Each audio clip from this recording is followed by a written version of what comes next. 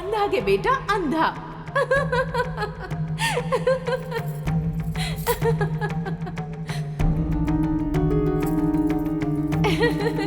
अंधा के बेटा अंधा।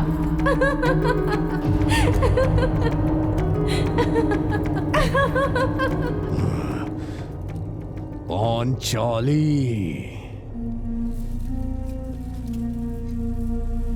5 पति वाली, ऐसन दुस्साहस, इतना अहंकार। ज्येष्ठ भ्राता बानी हम पांडव के, हमरा साथे परिहास। 5 भाइयन के साथे एक एक करके सैन कक्ष में जाए वाली लज्जा ही नारी। ई राजाधिराज, राज मार्तंड, राज गंभीर सुयोधन के उपहास कैलू पांचाली। जैसे हाथी कुत्तन के भौंकल सहेला, वैसे ही हम भी सह लेनी।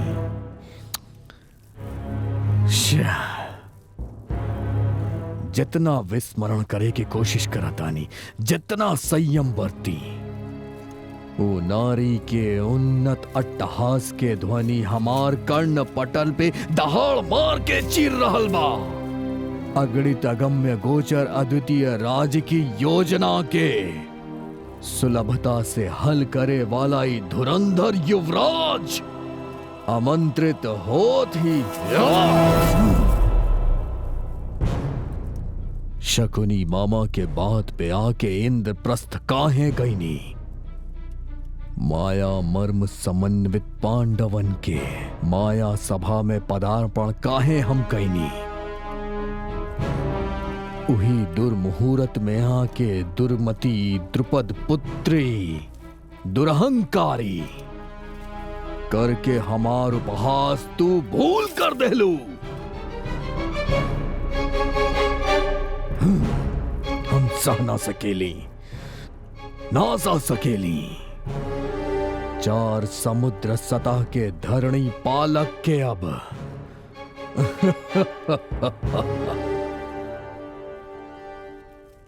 आत्महूति ही शांति दे। रण ही समाधान, पांचाली पराभव ही ध्येय। पूरा समा विद्वान हमनी के कर्तव्य। पांडव विनाशी हमनी के ध्येय। हाँ। मित्र, जनसंहार के आदेश दा। विलय तांडव मचा के पांडवन के शीश धड़ से उतार के पांचाली के घसीट के आपके चरण के दासी बना दे। ऐसे भांजा के भइल सघन अपमान के आग बुझ जाई। एकरे अंदर दहकत प्रतिशोध के ज्वाला का ठंडा हो जाई। वो पांचाली के कईल अपमान आकाश जैसन, ओकरे प्रति अग्नि में जौन कहत अड़ा तू अनुसा। ब्रह्मांड में आज ले केहू न कैले अपमान। ई पतिव्रता के करब भांजे, ओकरे पाप कार्य के हम ए पुण्य पासा से प्रतिशोध ले। द्यूत के बहाना पांडवन के हस्तिनापुर आवे के न्योता दे। एकरे बाद चले वाले विलय विलास में तू सबके स्वर्ण पटल पे दिखाई पितृदेवो भवः। हस्तिनापुर के महासभा गुरुकुल स्थान में भीष्म पितामह और गुरु द्रोणाचार्य के समक्ष पांडु कुमार के 5 पुत्र गुरु युवराज सुयोधन के साथ द्यूत क्रीड़ा में भाग लिए हैं। कौरव के पक्ष से शकुनी और पांडव के पक्ष से धर्मराज प्रतिनिधित्व करी है। महाराज, सहोदरन के बीच में ये द्यूत के आयोजन उचित नइखे, ऐसन हमार मानना बा। सत्य है महाराज, 7 व्यसन में ई भी एगो बा। पुत्र जन के इच्छा मनोरंजन के बा, ई त खेल ही बा मात्र। दांव बतावा धर्मराज। पहला दांव द्यूत के हमार प्रिय सहोदर सुयोधन ही बोले। रत्न सुसज्जिती कड़ा, दांव हमार। और हमार ये 9 रत्न हार। एक और एक। एगो और एगो। पांडव अगर कौरव एक ही बाड़े ऐसा दृश्य रखे वाला सुयोधन। शुरू करा।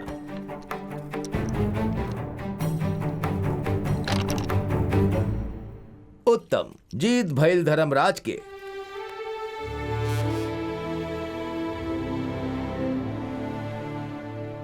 अभूतपूर्व रीत निर्मित माया सभा, दांव हमार। मोती रत्न पन्ना हीरा वैडूर्य मुक्ता माणिक्य आदि धन कनक भंडार, दांव हाँ हमार। 2 और 3। पितृदेवो भव। फिर से जीत भइल धर्मराज के। हमरा द्वारा संचालित अखंड साम्राज्य हमार दांव, तोहार शासित इंद्रप्रस्थ तहार दांव। ठीक बा ना? ठीक बा। 3 और 3। जीत हमनी के भाई। तोहार राज अब हमनी के भाई। तोहार राज अब हमनी के भाई। तोहार राज अब हमनी के भाई। तोहार राज अब हमनी के भाई। तहरा से जीतल इंद्रप्रस्थ अब हमार दांव। इंद्रप्रस्थ सार्वभौम ई व्यंग्य काहे? अब दांव में लगावे खातिर त खाली 5 भाई ही बाड़े बचल। महाबली महायोद्धा, निरंतर भ्रात सेवा में तैयार, विनयशील भीम अर्जुन, नकुल और सहदेव, दांव हमार।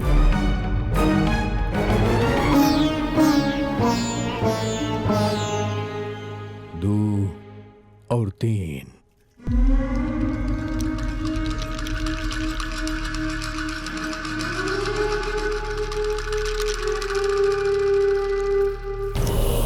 पितृदेवो भव। जीत भइल सुयोधन के।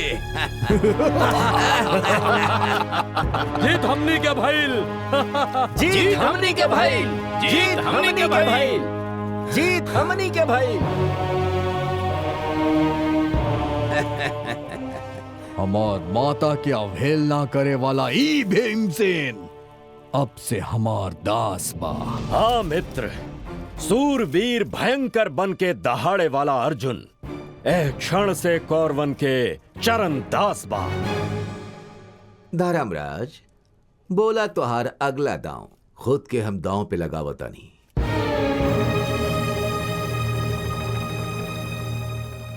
एक और 2। फिर से जीत गई नहीं हमने। जीत हमनी के भाई। जीत हमनी के भाई। जीत हमनी के भाई। जीत हमनी के भाई।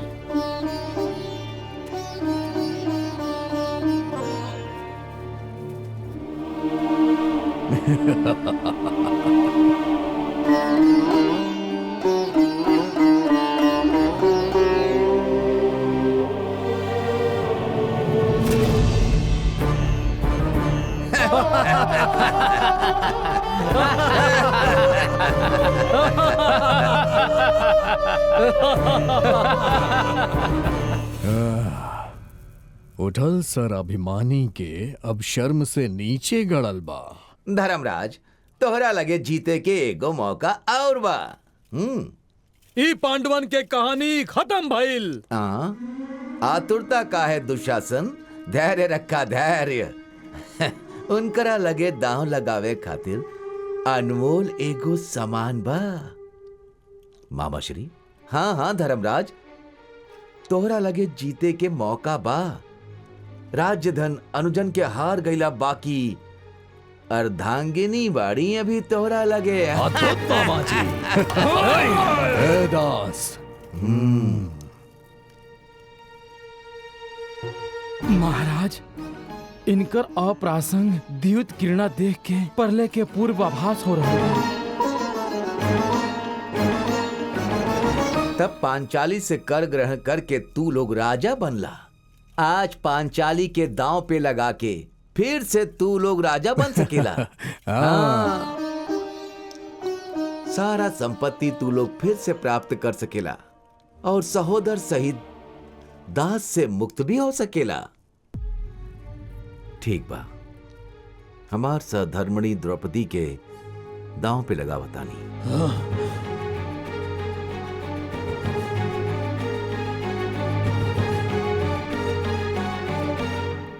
3 और 3।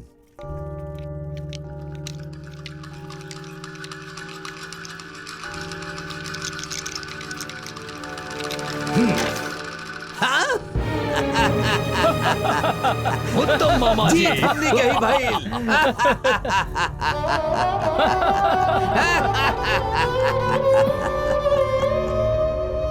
जय जय सुयोधन। उत्तम मामा उत्तम। इतिहास में आपके चातुर्य चिर स्मरणीय हुई। वचन पूर्ण करे के संपूर्ण श्रेय आपके। पितृदेवो भव। अंधा के बेटा अंधा। पांचाली 5 पति वाली प्रतिगामी जी युवराज। घमंडी पांचाली के इस सभा में जौन आ गया युवराज।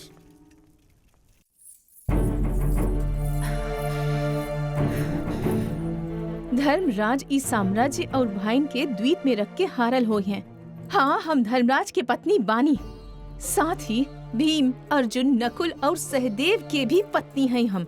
एक तरह से हमके दाव पे लगावे के पांडव अग्रज के अधिकार नहीं थे। द्यूत क्रीड़ा खाली विलास खातिर रहा, विपरीत खातिर ना। ई सब त हम ना जाने नी। सुयोधन युवराज आपके लावे के खातिर हमरा के भेजले बाड़े। धर्मराज खुद के हार के हमके हारल बाड़े या हमके हार के खुद के? जा पूछ के आवा। जैसन आपके आज्ञा।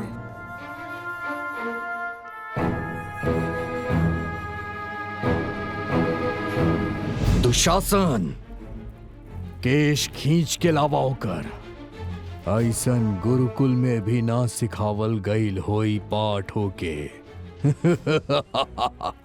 इस सुयोधन सिखाई होके। सुयोधन अग्नि गर्भ संजातु परम पावनी द्रौपदी के ऐसे खींच के लाइल अधर्म हा। अधिकार खातिर महासाध्वी के ऐसा अपमान कैल न्यायोचित नइखे सुयोधन। गुरुवर और कुरुवर, काहा अन्याय और काहा अधर्म? हमरा मित्र सुयोधन के जीतल या धर्मराज के पत्नी के दांव पे लगा के हार गई? काहा? उत्तम, अति उत्तम मित्र। कर्ण पटल में छिद्र हो जाए वाला प्रश्न कैले बाड़ा। धर्म अधर्म के संदर्भ में अज्ञानी बानी हम। ई सब के अभिप्राय हा।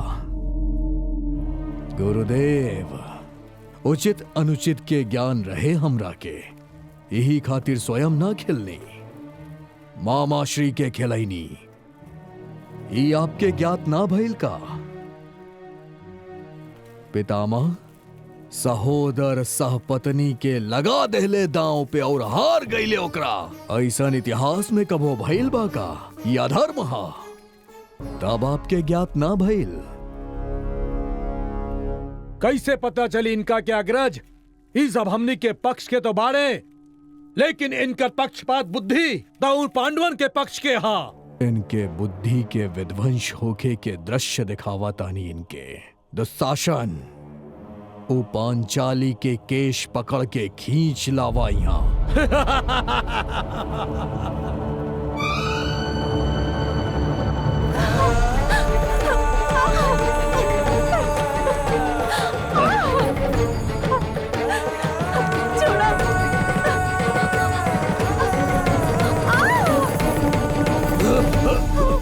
भीम,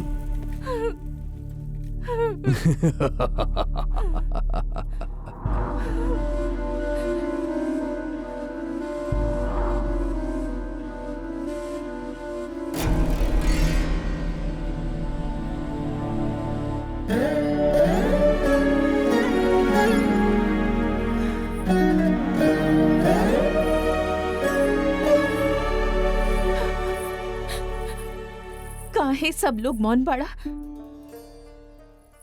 सभा सदन में सब लोग मौन व्रत धारण कैले बाड़े का? कुरुश्रेष्ठ जन, विद्वान जन, विज्ञानी लोग, वेद वेदांत विद्या पारंगत, बल पराक्रम संपन्न सब सभा में ए तरह नारी के हो रहल शोषण देख के भी चुपचाप शीश झुकाए बैठल बाड़ा। काहे?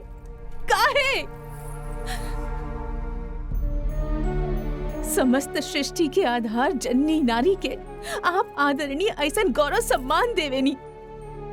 दिग्देशांत विक्रांत यशो विराजित क्षत्रिय भयंकर योद्धा पांडवन के पटरानी हैं हम। रहलू तू तब, अब तू खाली हमरे भांजा के दासी बाड़ू। धर्मराज अपने साम्राज्य सर्वस्व के द्यूत कीड़ा में हार चुकल बाड़े। खुद के हर ले, अपन भाइयन के हर ले और तोरा के भी। धर्मराज खुद के हार के हम के हर ले या हम के हार के खुद के? ई तोरे धर्म संवेदना के व्याख्यान कैल संभव नहीं खे। ए जगत में निगल न पाए केहू ऐसन कड़वा। तोहरा सवाल के उत्तर एकमात्र धर्मराज ही दे सकेले।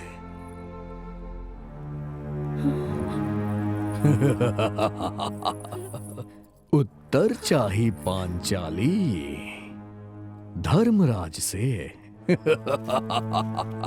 ना, पांचों पति तोहार शर्म से सर झुका के बैठल बाड़े। देखा इनकरा के ई माया द्यूतहा यहाँ विराजित धर्मिष्ठन के एकर संज्ञान बा।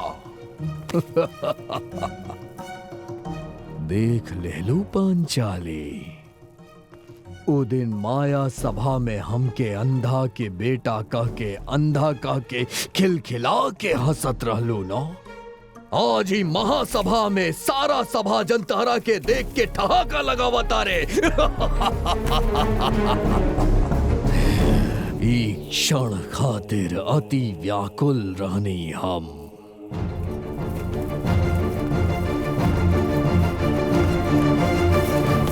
ई क्षण से तू ई राजाधिराज के दासी बाड़ू तू। तहार स्थान हमारी जंघा। अरे माया दूत विजयी मत्तोन्माद दुर्योधन, द्रौपदी के अपना जंगा पे बैठावे के निर्देश दे लेना तू। एकर प्रतिशोध तोरा से अवश्य ले। दास के प्रतिज्ञा। शांत हो। दुशासन, आदेश। पांचाली के केस पकड़ के खींच लिया।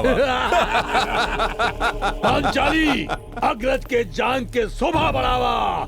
जा।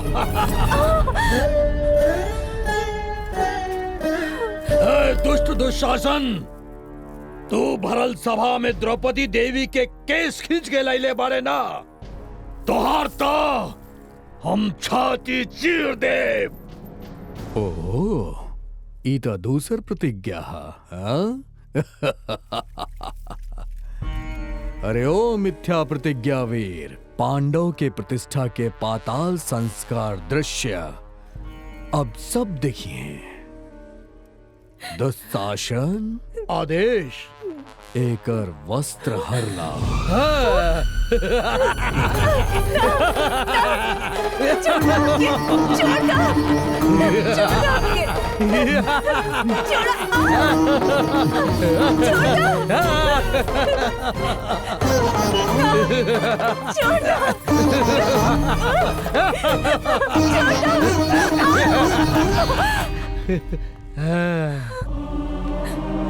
एक कैसन विकट घड़ी बा।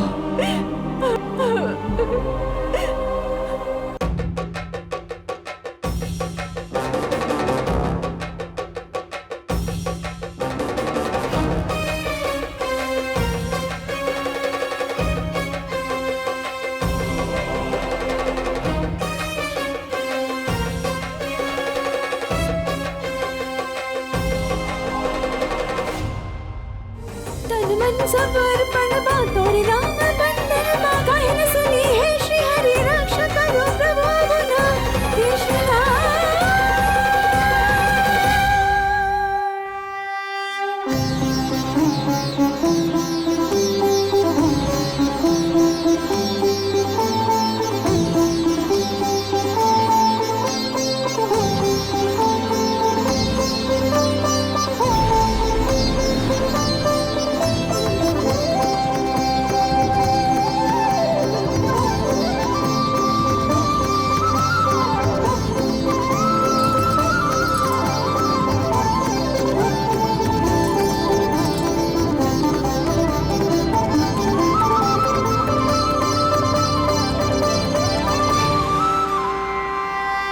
कपटी मायावी। दुष्ट दुशासन, जब ले तोरे छाती के रक्त से ई केश के धो न लेब, तब ले ई केश खुलल रही। ई हमार प्रतिज्ञा है। ई महासाध्वी के शांत करीना। पुत्री द्रौपदी पुत्र वात्सल्य में बुद्धि भ्रष्ट हो गई रहे। अपने अपराध खातिर क्षमा चाहतनी। ये पाप के प्रायश्चित खातिर जौन वरदान चाह मांगला। दीनहीन धर्मराज के विमुक्त कर दी महाराज। कर देनी। दूसर वरदान मांगा। भीम, अर्जुन, नकुल और सहदेव के दासत्व से विमुक्त कर दी महाराज। स्वीकार बा। एगो और वर मांगा। राज कन्या के तीसरा वर मांगे के अधिकार नहीं खे बा महाराज। आहा, कैसन धर्म पालन बाई। हारल तो हर राज्य हम स्वेच्छा से लौटाओ तानी। पुत्र धर्मराज, जौन हो गए के दुस्वप्न समझ के भूल के पुनः इंद्रप्रस्थ लेके अपने दायित्व के निर्वहन करा।